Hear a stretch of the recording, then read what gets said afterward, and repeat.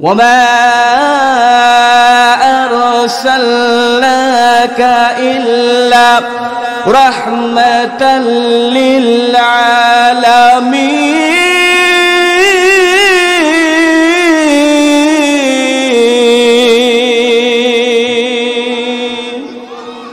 সারা পৃথিবীর জন্য আমার রাসূলকে আল্লাহ পাক রহমত হিসেবে পাঠিয়েছিলেন। আমার নবীজির উপর আরো জুলুম, অত্যাচার, নির্যাতন, নিপীড়ন শুরু হয়ে গেল। রাসূলুল্লাহ সাল্লাল্লাহু আলাইহি ওয়াসাল্লাম মনের ব্যথা বেদনা নিয়ে তায়েফের ময়দানে চলে গেলেন দ্বীনের দাওয়াত দেওয়ার জন্য। তায়েফবাসীকে দ্বীনের দাওয়াত দিচ্ছেন। তায়েফের ময়দানে রাসূল ছিলেন মোট 10 দিন। কয়দিন? কথা বলেন, কয়দিন? 10টা দিন ছিলেন। 10মতম দিনে এই তায়েফের লিডারদেরকে একত্রিত করে রাসূলুল্লাহ দ্বীনের দাওয়াত দিচ্ছিলেন। তায়েফের নেতারা বলল, না, এখানে দাওয়াত দেওয়া যাবে না, যাও তুমি তোমার মক্কার দিকে ফিরে যাও।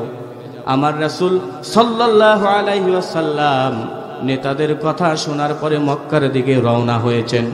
যুগে যুগে যত নেতা খেতা অবৈধভাবে ক্ষমতা দখল করেছে, এরা সবাই ইসলামের পথ থেকে বিমুখ হয়েছে। ঠিক কি না? যাদের অর্থ বেশি, সম্পদ বেশি, এরা দেখবেন মাহফিলের প্যান্ডেলে খুব একটা বসে না। ওই আফ্রিকা থেকে আসতে হচ্ছে কি হাফসি গোলাম হযরতে বেলাল রাদিয়াল্লাহু তাআলা আনহু, থাকার কোনো জায়গা নাই, পোশাক নাই, কিচ্ছু নাই। জিরো থেকে আল্লাহ পাক হিরো বানিয়ে দিয়েছেন শুধুমাত্র কোরআনের সংস্পর্শে আসার কারণে। ঠিক কি না? আপনারা অতীত ইতিহাসগুলো যদি দেখেন, আল্লাহর নবী নূহ আলাইহিস সালাম কয় বছর দাওয়াত দিয়েছে বলতে পারবেন? কয় বছর? 950 বছর। কয়জন ইসলাম ধর্ম গ্রহণ করেছে? মাত্র 80 জন। কয়জন? এই 80 জনই সব ছিল হচ্ছে গরিব মানুষ। তার আপন সন্তান কেনান দাম্ভিক, অহংকারী ছিলেন, সে পর্যন্ত ইসলাম ধর্ম গ্রহণ করেন। আমার রাসূলের জীবনে যদি আপনারা দেখেন, দেখবেন ক্ষমতার আসনে যারা বসে আছে, এরা মাহফিলের প্যান্ডেলে বসতে চায় না, কোরআনের কথা শুনতে চায় না। আবার পরে বাড়িতে বসে বসে শুনে যে ভালোই তো লাগে, ঠিক কথাই কয়, কিন্তু মানতে গেলে তো আমাদের ক্ষমতার আসন আর থাকবে না। আমার প্রিয় বন্ধুগণ, শোনার দরকার আছে না নাই? দেখেন, খেয়াল করেন, 2 মাস পরে খাদিজাতুল কুবরা রাদিয়াল্লাহু তাআলা আনহা মারা গেলেন। তায়েফের ময়দানে গেলেন, রাসূলকে দূর দূর করে তাড়িয়ে দেওয়া হচ্ছে। আর ছোট্ট ছোট্ট শিশু সন্তানদেরকে রাসূল সম্পর্কে বলা হলো, এই যে ব্যক্তিটা যাচ্ছে, ইন্নাকা লামাজনুন, এই ব্যক্তি হচ্ছে পাগল। কি বলেন? পাগল বলে আখ্যায়িত করা হলো। রাসূল সামনের দিকে অগ্রসর হচ্ছেন। আমার রাসূলের শুধুমাত্র একটি অপরাধ, তেমন কোন অপরাধ নয়। আমার রাসূলের একটাই অপরাধ, দ্বীন ইসলামের দাওয়াত দেওয়া। আমার রাসূল যদি চাইতেন একা একা নামাজ পড়বেন, একা একা রোজা করবেন, একা একা হজ করবেন, রাসূল পারতেন কি পারতেন না? কথা বলেন। আজকেও আমরা যদি চাই একা একা সব কিছু করতে পারবো, কিন্তু অপর ভাইকে দ্বীন ইসলামের দাওয়াত যখন দিব, ইসলামী সংগঠনে আসার জন্য যখন আমরা বলবো, অন্য সংগঠনে যত মানুষ আছে এরা আমাদের উপরে ক্ষিপ্ত হয়ে যাবে। ঠিক কি না? আমার রাসূল মক্কার দিকে অগ্রসর হচ্ছেন। এই ছোট্ট ছোট্ট শিশুগুলো পিছন দিক থেকে যাচ্ছে, বলতেছে পাগল পাগল। আমার রাসূলের দিকে নুরি ছোট্ট ছোট্ট পাথরগুলো আঘাত করতেছে। আমার রাসূলের চেহারা, আমার রাসূলের শরীর থেকে দর দর করে রক্ত ঝরছে। হযরতে জিবরাইল আলাইহিস সালাম রাসূলের কাছে আসলেন, এসে বলছেন, ইয়া রাসূলুল্লাহ, এই যে তায়েফবাসী আপনাকে গ্রহণ করলো না, বিনিময়ে আবার আপনাকে রক্তাক্ত করলো, আঘাত করলো, শরীর থেকে রক্ত ঝরালো। হে রাসূল, আপনি একটিবার বলুন, এই পাহাড়গুলো নিয়ে তায়েফবাসীর উপরে আমি জিবরাইল এমন ভাবে ফেলে দিব, তায়েফবাসীকে দুনিয়ার বুকে একবারে নিঃশেষ করে দেব। আমার নবীজি বললেন, হে জিবরাইল, এদেরকে যদি তুমি নিঃশেষ করে দাও, দুনিয়ার বুক থেকে যদি বিদায় করে দাও, আমি কাদের কাছে দ্বীন ইসলামের দাওয়াতটা দেব?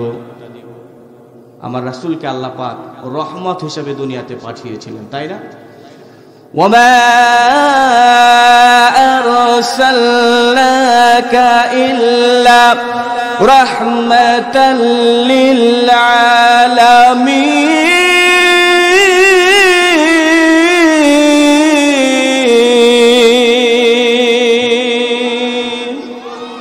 সারা পৃথিবীর জন্য আমার রাসূলকে আল্লাহ পাক রহমত হিসেবে পাঠিয়েছিলেন। আমার রাসূল যদি সেই দিন চাইতেন, তাহলে কি হতো? তায়েফবাসীদের ধ্বংস হতো কি হতো না? হতো না? সাধারণ ক্ষমা যে করতে হয় এটাও একদল মানুষ জানে না। এরা মনে করে ওদেরকে ক্ষমা করে দিল কেন। সাধারণ ক্ষমা এটা হচ্ছে আমার রাসূলের সুন্নাহ।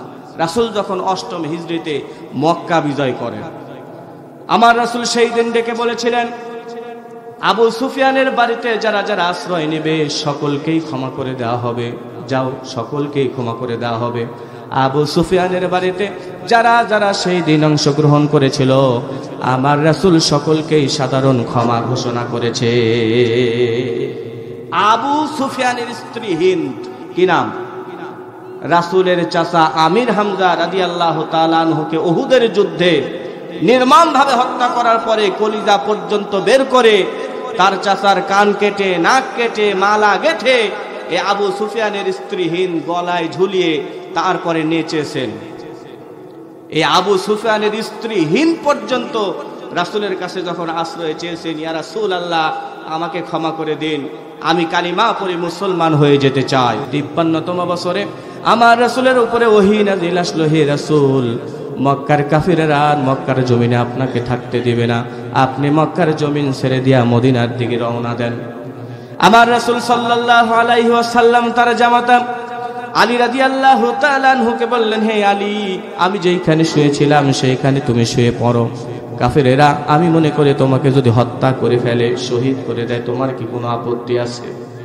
আমার রাসূলের জামাই হযরতে আলী রাদিয়াল্লাহু তাআলা আনহু বললেন, হে রাসূল, কাফেরেরা আমাকে যদি রাসূল মনে করে শহীদ করে দেয়, আমি আলীর জীবনের চাইতে বড় চাওয়া আর কিছু হতে পারে না। কাফেররা চতুর্দিক থেকে ধরে ফেললো 12টি গোত্রের 12 জন নেতা। কয়জন? সবার হাতে ধারালো তরবারি, চতুর্পাশে ধরে ফেললো। হযরতে জিবরাইল আলাইহিস সালাম রাত্রিবেলা আসলেন, এসে বলছেন, ইয়া রাসূলুল্লাহ আর ঘরের ভিতরে থাকা যাবে না, কাফেরেরা চতুর্পাশ দিয়ে ধারালো তরবারি নিয়ে আপনাকে ঘিরে ধরেছে। আমার রাসূল বললেন, উপায় কি? জিবরাইল আলাইহিস সালাম বললেন, হে রাসূল, আপনি ঘর থেকে বের হন, হাতের ভিতরে এক মুঠ আপনি ধুলা নেবেন। ধুলা নিয়া ওয়াজআলনা মিন বাইনি আইদিহিম সাদ্দাও ওয়া মিন খালফিহিম সাদ্দা ফাগশাইনাহুম ফাহুম লা ইউবসিরুন। হাতের ভিতরে এক মুঠো ধুলা নিয়ে এই আয়াতটি পড়ে বিসমিল্লাহ বলে শুধু উপরে ফু দিবেন, বিসমিল্লাহ বলে উপরে ছেড়ে দিবেন।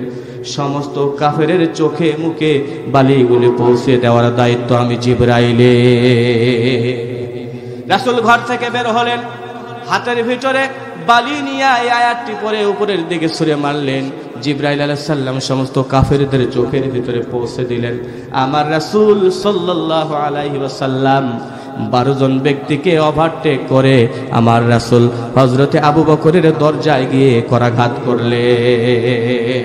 খেয়াল করে শুনেন, সারা পৃথিবীর মানুষ যদি আপনার শত্রু হয়, সারা পৃথিবীর মানুষ যদি আপনার ক্ষতি করতে চায়, আল্লাহ পাক যদি আপনার ক্ষতি না করতে চায়, আল্লাহ পাক যদি আপনাকে সেভ করতে চায়, সারা পৃথিবীর মানুষ মিলেও আপনার কোনো ক্ষতি করতে পারবে না।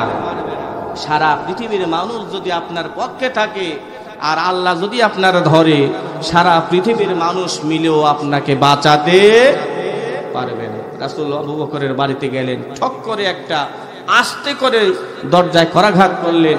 আবু বকর বের হয়ে গেল, দরজা খুলে দিলেন।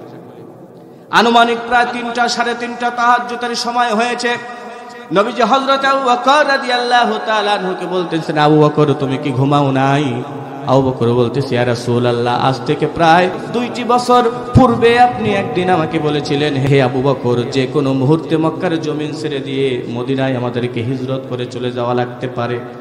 হযরত আবু বকর রাদিয়াল্লাহু তাআলা আনহু আমার রাসূলকে ডাক দিয়ে বলতেছে, হে রাসূল, সেই দিন থেকে শুরু করে আজ পর্যন্ত একটা দিনও একটা রাতও আমি ঘুমাতে পারি নাই।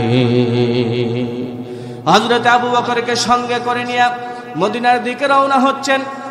এমন সময় আমার রাসূল সাল্লাল্লাহু আলাইহি ওয়াসাল্লাম বাইতুল্লাহর সামনে গেলেন, যে বাইতুল্লাহর দিকে তাকিয়ে বলতেছে, হে বাইতুল্লাহ, তুমি হলো আমার জীবনের শ্রেষ্ঠতম ঘর। হে মক্কা নগরী, তুমি হলো আমার জীবনে সবচাইতে শ্রেষ্ঠতম নগরী। তোমাকে আমি ছাড়তে চাই নাই। তোমার আঙিনায় 53টি বছর আমি সময় কাটিয়েছি। মক্কার কাফেরেরা এই মক্কার জমিনে আমাকে থাকতে দিল না। ওরা আমাকে অবৈধ নাগরিক ঘোষণা করেছে। কি নাগরিক বলেন? অবৈধ নাগরিক মনে ঘোষণা করেন। দেখলেন না 5 তারিখের আগে, কয় তারিখ, 3 তারিখ না 2 তারিখ, তড়ি ঘড়ি 1 ঘন্টার ভিতরে সিদ্ধান্ত নিল জামাত শিবির হচ্ছে নিষিদ্ধ সংগঠন, অবৈধ সংগঠন, ঠিক কি না? আরে আল্লাহর কি খেলা দেখো, 2 মাসও অতিক্রম হয় নাই যে ছাত্রলীগের প্রয়োজনে জামাতকে শিবিরকে নিষিদ্ধ করা হয়েছে, সেই ছাত্রলীগকে আল্লাহ পাক সময়ের ব্যবধানে নিষিদ্ধ সংগঠন করেছে। ছাত্রলীগের খুনি যেখানে পাবেন একটা করে ধরবেন আর পুলিশের হাতে উঠিয়ে দিবেন। পারবেন না আপনারা? কি পারবেন না আপনারা? এদেশের মানুষ তাদেরকে বয়কট করেছে, এদেশের মানুষ তাদেরকে বয়কট করেছে, কারণ কারা সন্ত্রাসী। সন্ত্রাসীদের রাজনীতি করার অধিকার বাংলার জমিনে নাই। আমার নবীজি বললেন, আমাকে অবৈধ নাগরিক ঘোষণা করা হয়েছে, আর মক্কার জমিনে থাকতে পারলাম না, মদিনার জমিনে চলে যেতে হবে। আল্লাহ পাক সঙ্গে সঙ্গে আয়াত নাযিল করলেন, লা উকসিমু বিহাযাল বালাদ ওয়া আনতা হিল্লুম বিহাযাল বালাদ। আল্লাহু আকবার। হে রাসূলুল্লাহ, আপনাকে অবৈধ নাগরিক ঘোষণা করেছে, আপনি অবৈধ নাগরিক নয়। আনতা হিল্লুম বিহাযাল বালাদ, আমি আল্লাহ বললাম আপনি হলো মক্কা শহরের বৈধ নাগরিক। হে রাসূল, আজকে আপনি মনের ব্যথা বেদনা নিয়ে মক্কার জমিন ছেড়ে দিয়ে মদিনাতে আপনাকে চলে যেতে হচ্ছে। এমন সময় আসবে আমি আল্লাহ পাক এই মক্কা নগরীর বিজয় আমি আপনার হাতে তুলে দেব। আমার প্রিয় বন্ধুগণ, আমার প্রিয় ভাইয়েরা, আমাদেরও কোনো ভয় নাই, কোনো চিন্তা নাই। স্বাধীনতার 53 বছর হয়েছে তো কি হয়েছে? ইসলামী আন্দোলনের নেতা কর্মীরা যদি প্রস্তুত থাকে, এমন সময় আসবে 56,000 বর্গ মাইল এই বাংলাদেশ আল্লাহর কোরআন দিয়ে চলবে। মালিক কে? কথা বলেন, মালিক কে? রাসূলকে মক্কায় থাকতে দেয় নাই। আমাদেরও কিন্তু এরকম হয়েছে। ডক্টর মিজানুর রহমান আজহারিকে দেশে থাকতে দেওয়া হয়নি, ঠিক কিনা? মুফতি কাজী ইব্রাহিম মনের ব্যথা বেদনা নিয়ে কাতারে চলে গিয়েছিলেন। শুধুমাত্র কয়েকদিন পূর্বে, 2 দিন পূর্বে তিনি আবার বীরের বেশে বাংলার জমিনে ফিরে এসেছেন।